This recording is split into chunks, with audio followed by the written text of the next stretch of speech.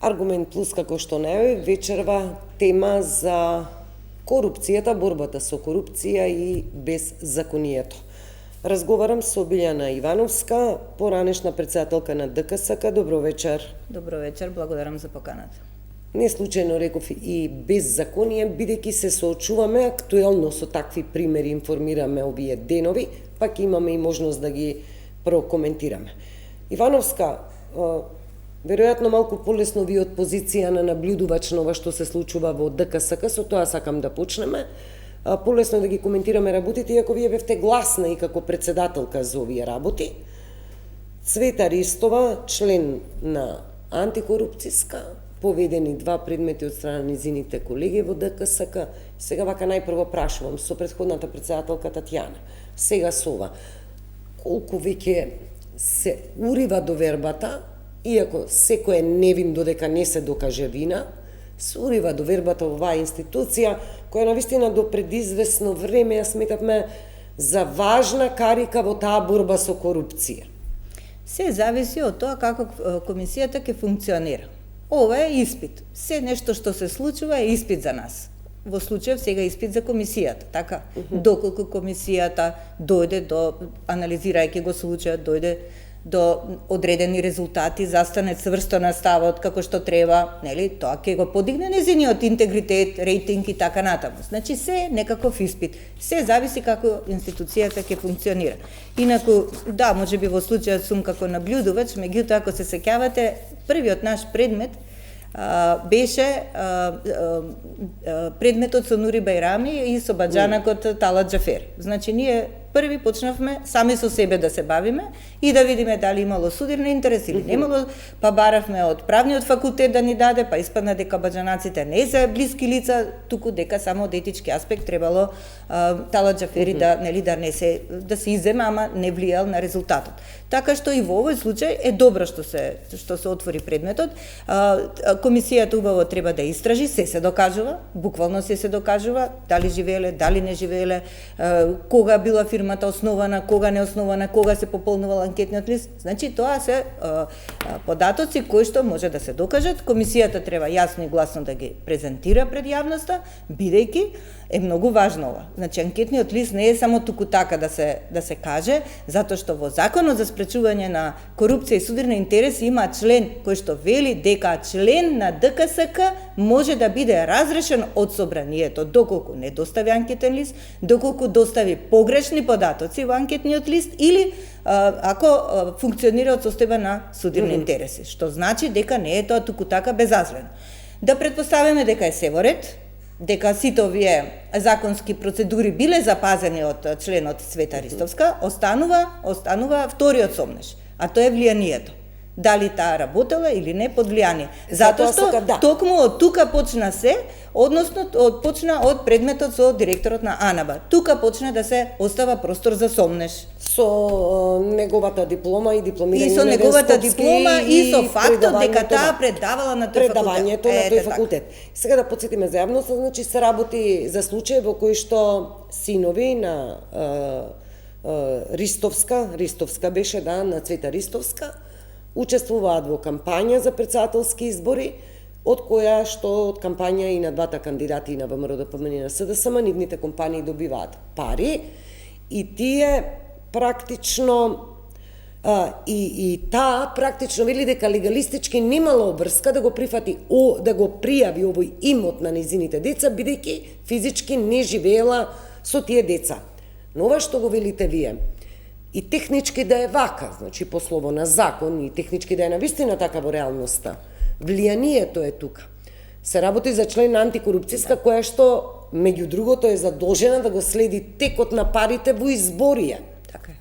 Зборувам за тоа влијание, колку тешко ќе може да се докаже или нема да се докаже. Мислам дека како ревизор работеше во делот на ревизорските извештаи кои што го покриваат работењето на политиката. Да, имаше и таква информација. Мислам дека беше и во Да, потврдена информација, да.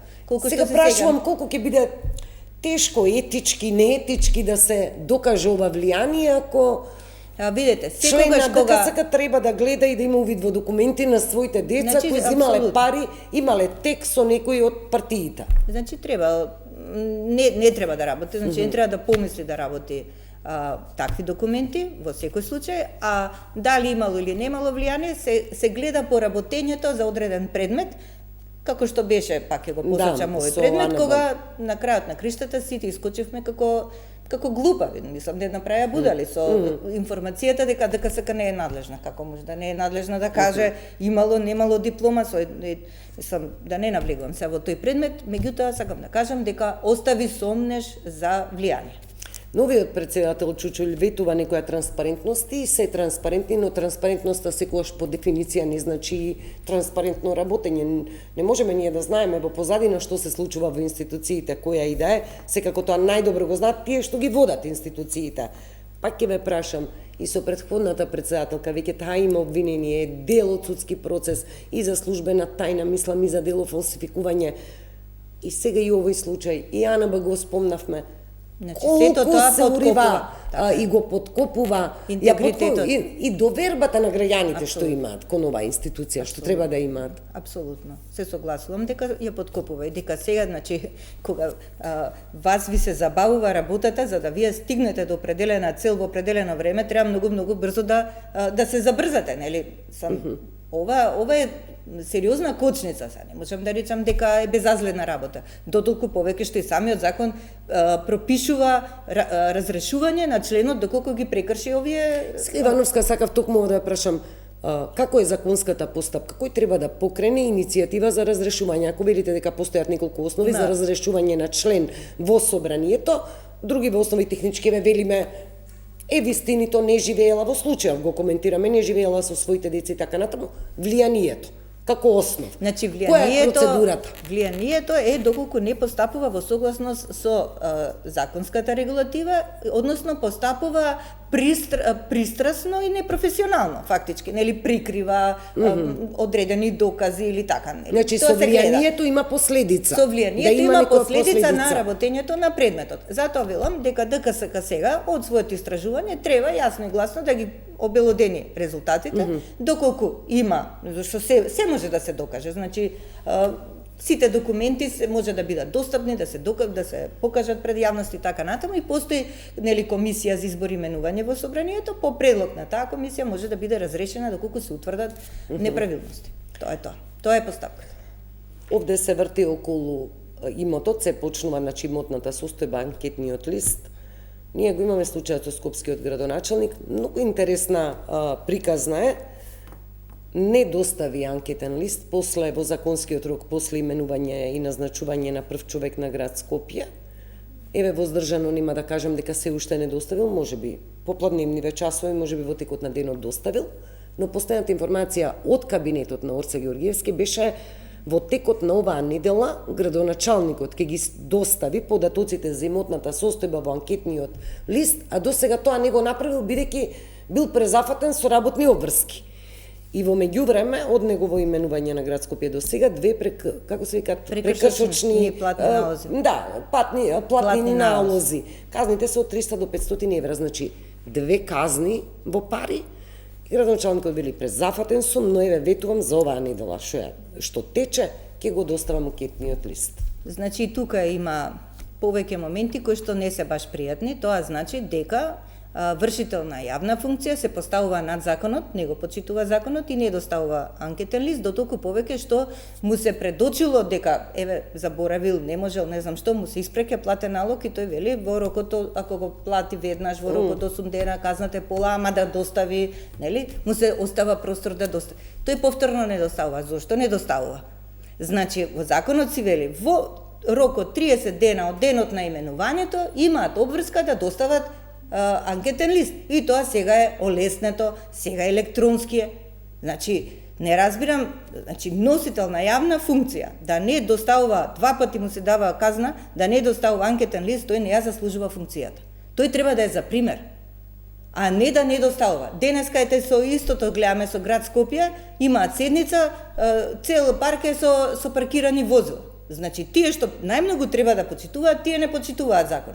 Значи, кога политичката елита, носители на власт, ќе се постават над законите, тогаш го бравме бостаноците. А тоа што вели градоначалникот, едно од образложенијата, немам никаква промена во имотната состојба и немам време на вистина тоа да го направам. Знаете вие дека, например, имавме техничка влада, па еден министер престанува да биде, па после пак станува да биде министер, не знам, разрешување, назначување. За секое разрешување и за секое назначување треба да се достави анкетен лист, без разлика дали има промени или не. И по доаѓањето и по заменувањето и од по доаѓањето и функцијата. по заменувањето. Значи имате директор, до сега му завршила функцијата и повторно е назначен. Па тоа се виде директорите што беше, нели, колку таму по 7-8 пати беа виде директори.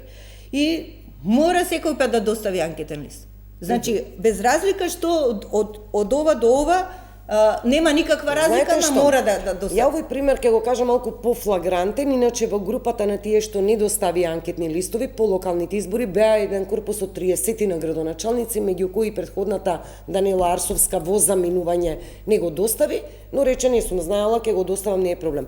Кај Георгиевски малку има специфика во случајот, бидејќи последен пат, барем јас тоа успеав да најдам на официјалната страна на ДКСК, последен пат Урце Георгиевски има доставено податоци 2017 година, како член на Совет на општина Кисела Вода. Потоа тој станува и градоначалник и на Кисела Вода, и пак не достава. И повторно го немаме ние тој анкетен лист за имотна состојба, а интересно е дека, на пример, тој вели немам промена во состојбата, а на пример е пријавен кредит од 20.000 евра. Самото салдо на кредитот може би ќе значи некоја промена во текот на парите. Ако се сеќавате, сами ВМРО пред не знам колку години беше тоа, направи една како да ја кажам, сцена во собрание, демек таа нимот недоставени анкетни листови од не знам од тогашната позиција и така натаму. Всушност беа вакви кои што не доставиле анкетен лист, ама поеднаш. Не дека им била изречена казна, па после повторно да не достават. Значи тоа не е таен имот. Сега за ова што да речеме дека е таен имот. Ме разбирате? Значи, меѓутоа јас и тогаш кажав и еве сега ќе кажам.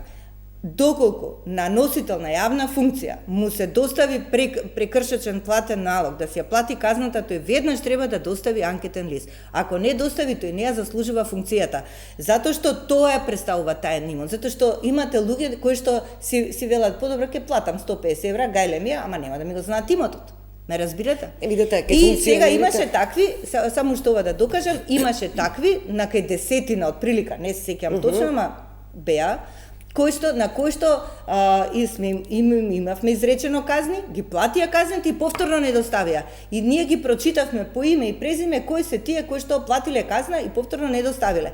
Измените што сакавме да ги направиме во Законот за спречување на корупција и суди беа токму во оваа насока. Значи, што со тие луѓе кога откако ќе ја добијат казната повторно не доставуваат? Добро, во која насока треба да биде и на транспаренција? Македонија беше тука директорот, разговаравме на оваа тема. Значи, тоа класично разрешување. Основ за разрешување на судија исто е недоставување на анкетен лист. Еве основ за разрешување на член на ДКСК е повторно околу анкетниот лист. Значи, ве молам, вие сакате да ја криете, да го криете имотот, а сте на јавна функција, па кај го имате? Нема така. Да, и го игнорирате законот, а при тоа барате од граѓаните исти да го почитуваат законот. Да, вие сте фронтменот во таа битка против корупција и за почитување на законските одредби. Ајде да видиме, можеби градоначалникот Георгиевски веројатно овој пат истото образложение беше и првиот пат, еве сега вториот пат можеби навистина ќе успее во текот на оваа недела. Непочитување на закони остава длабока последица кај граѓаните. При тоа не преудицираме дека се крие нешто од имотната состојба, секако. Сега ние не знаеме за да кажеме, меѓутоа го коментираме чинот на игнорирање на законската обврска,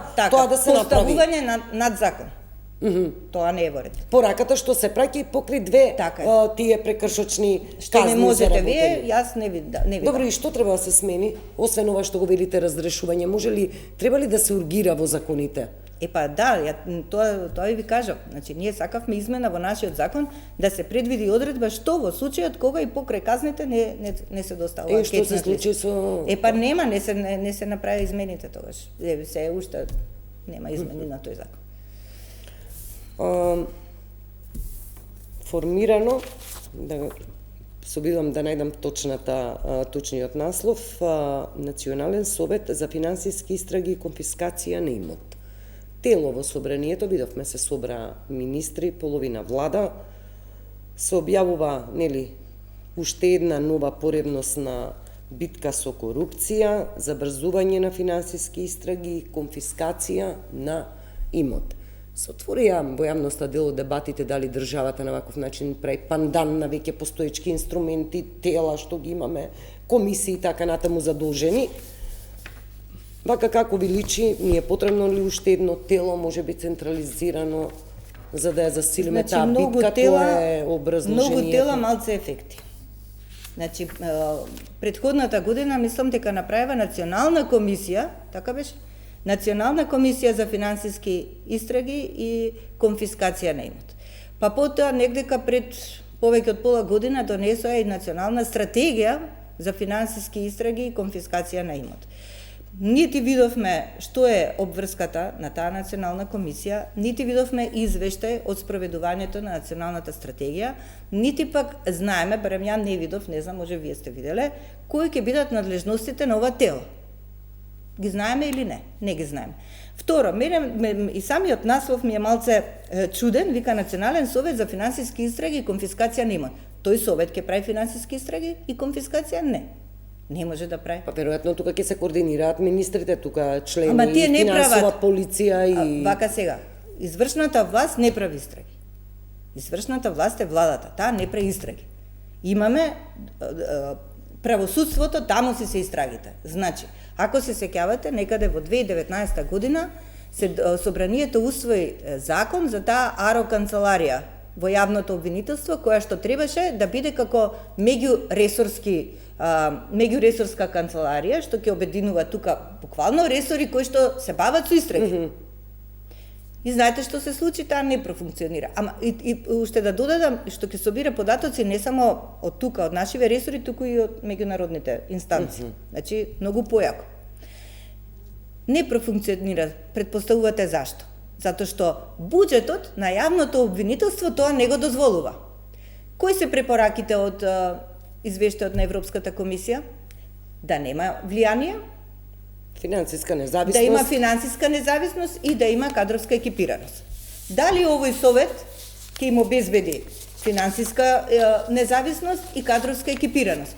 Ќе го цитирам премиерот, што рече, вика: успех на процесот е неопходно институционално и кадровско зајакнување на судството и обвинителството.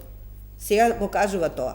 А малку пред извесен период беше борбата зошто не им ги даваат законски пропишаните проценти што им следуваат, односно буџетите им се скратени. Односно, нити обвинителствата, нити судовите немаат развојни буџети. Не сакам да ве прашам конкретно за ова тело, го гледате ли како дел од тој систем, нешто не го гледам. Бидејќи детал гледачите ќе речат се мора да најдете причина да искритикувате, нека има борба со корупција. Видете, по дефиниција, каде е корупцијата? Во власт. Така? Значи, што ќе направи? Вице-премиерот за добро владење имаше обврска, мислам кабинетот, не сега овој, него и претходните и така натаму. Има обврска да го следат спроведувањето на етичкиот кодекс на членовите на владата и избраните лица. Тоа е многу силна работа. Значи, тоа им е нив алатката да следат како нивните членови, како носителите на јавни функции ќе се однесуваат етички, морално, каде им е компасот на однесувањето. Тоа сега е во надлежност на Министерството за правда. Зошто? Зошто тоа што треба не си го работат, они сега ќе гледале другите што треба да работат. Значи тоа се различни власти, бре луѓе. Значи оставете го правосудството, нека си ја бркаат својата власт, истрагите нека си ги води тоа што му е него надлежност. Која е надлежноста? Јас не прочитав која е надлежност. Ние сме во забуна. Ние само гледаме добар пиар. И сега и претходно. Не се сеќавате претходно дека Брчаникот требаше да врти на триумфална капија за... Требаше да врти. Го видовме, работеше мислам 1-2 дена. И сврти. Епа и ова, мене ова исто така ме личи. Ја можам да кажам, алалим вера на пиар службите, супер, одлично. Толку. Не очекувам. Искрено не очекувам. Ивановска, ова е за конфискација на имот, иако кога разговаравме, знаеме дека конфискацијата на имот веќе е регулирана со повеќе закони кај нас. Сакам да прашам потеклото на имот. Ова оваа тема за потеклото на имот секој опозиционер ја експонира и дека е важна за транспарентност, не дојде на власт. Додека не дојде на власт. Така. Потеклото на имот, механизмите, тоа е многу важно, бидејќи кога говориме за потекло на имот, освен обичниот граѓанин, нели мислиме на политичките елити, на сите граѓани. Да. Мислиме на сите граѓани. Па дури во програмата на сегашнава позиција, нели за парламентарните избори, во програмата беше донесување на закон за потекло на имот. Го нема нигдека, не го спомнуваат веќе колку 2 години. Предходната власт, кога беше, покажа интерес, затоа што ние кажувавме, ние се соочувавме со предмети кои што велат тоа и тоа и лице има тамо и тамо објект. Во катастар проверуваме, не, објектот е на друго име. И тоа почна нели да ни прави сомнеш и од тогаш цело време постојано иницииравме за донесување на тој закон. Почна постапката за донесување, се напиша една нацрт верзија, меѓутоа тогашниот кабинет на вице-премиерката за добро владење го преименува во закон за конфискација без судска постапка. И настана каша попаре, тој закон е сега нефункционален и колку што слушнав бил во фаза на преработка. Што сакам да кажам? Сакам да кажам дека ако сакаме искрена борба против корупција, најнеопходно е донесување на закон за потекло на имот. Што значи тоа?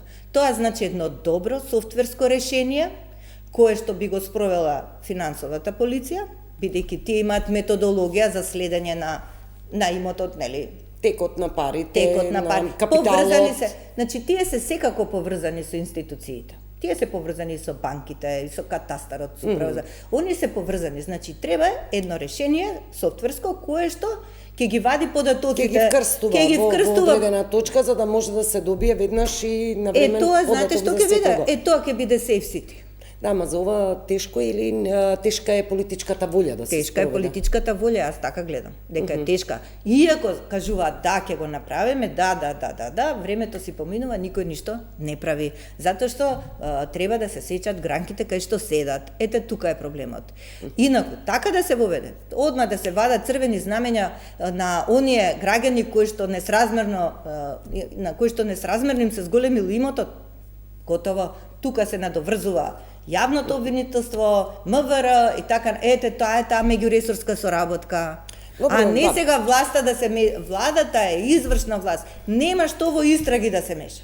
Па добро, сака владата да покаже напор дека се залага за таа борба, да се засили борбата не е само напор да се покаже. Корупцијата и високопрофилните случаи, па еве дел од тоа беше и начинот на кој Љубомир Коцевски замина од позицијата на републички јавен обвинител во моментов, нели тече таа процедура од владата, вела дека во тие карики најважна ќе биде и ова. Препознавам јас дека сака да се демонстрира некоја сила, одлучност во борбата со, пред се зборувам, високопрофилен криминал и случај. Знаете како е најголемата борба против корупција, која знаете како е? Со личен пример. Не треба ништо повеќе.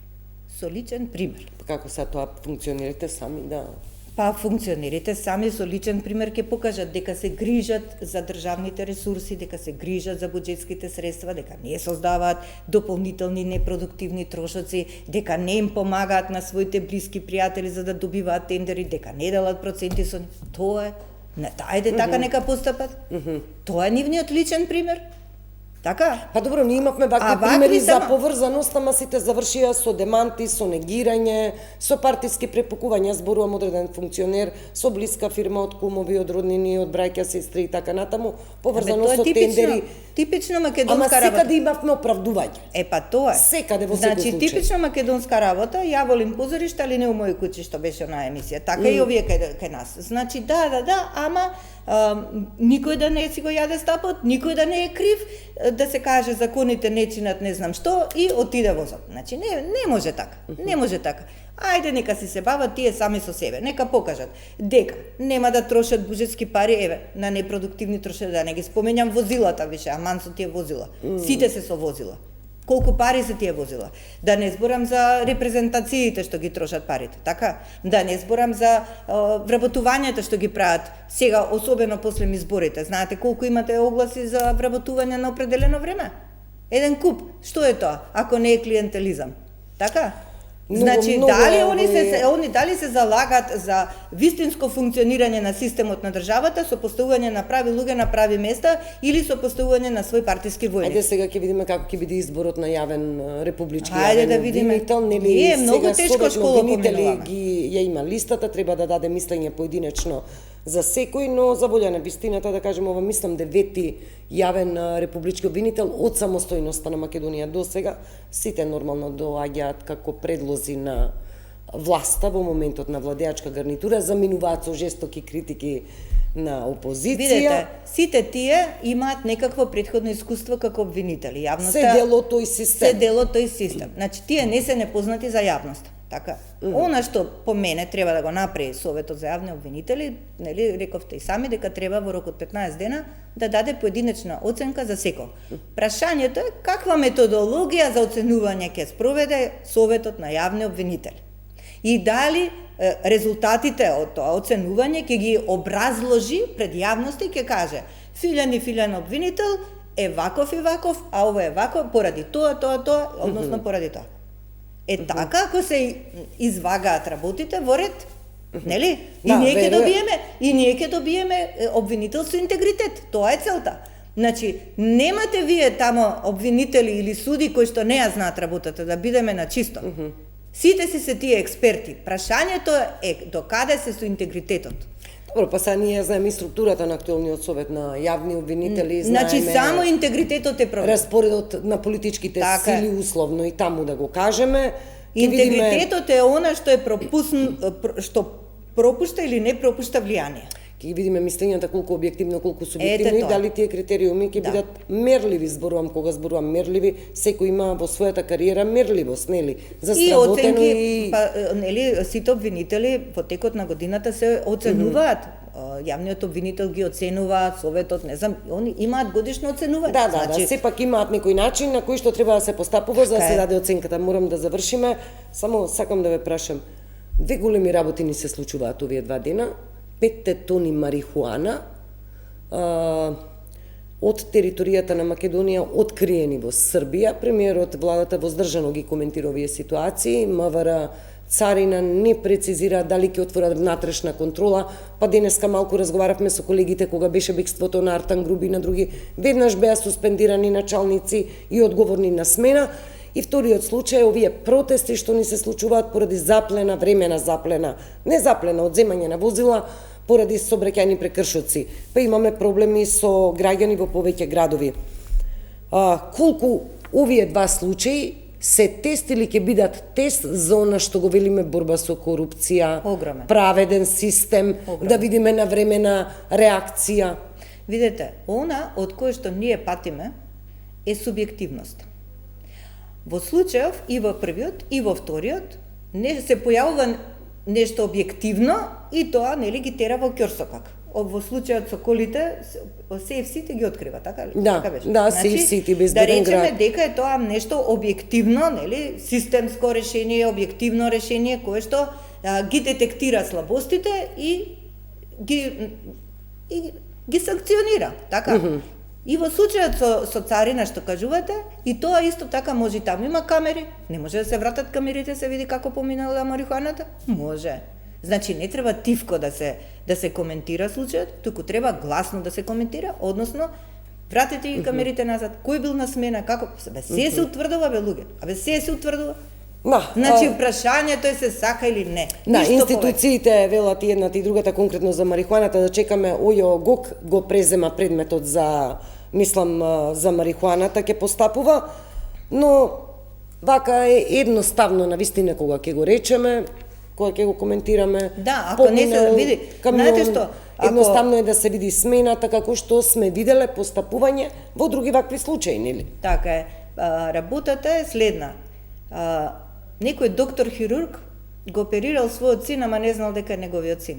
Тој бил настрадан во сообраќајка и, нели, каков бил, што бил, не знам, покриен, не е важно, не знал професионално го оперирал својот син. Прашањето е дека колку професионално ќе си се оперираат во својата работа. Ме разбирате? Дали ќе си ги преземат соодветните мерки што треба да ги преземат. Колку повеќе чистете, толку помалку ѓубре останува. Значи не може така, ако се знае за кого е, за што е, име, презиме, па овој на овој, оној на оној, па Македонија мала и ќе се развлече процесот и отиде возот. А ако се почне да се работи објективно, без да се знае за кого се работи, него дали тоа и тоа лице направило или не направило прекршок, без да му го знам името. Не ме интересира името. Не работам ја против личности, јас работам против постапки. И готово. Нема да додавам никаков коментар на оваа добра поента од вас. Билјана Ивановска, ви благодарам за ова гостување. И благодарам и на вас. Почитувани, тука завршува овој информативен дел. Од мене пријатно.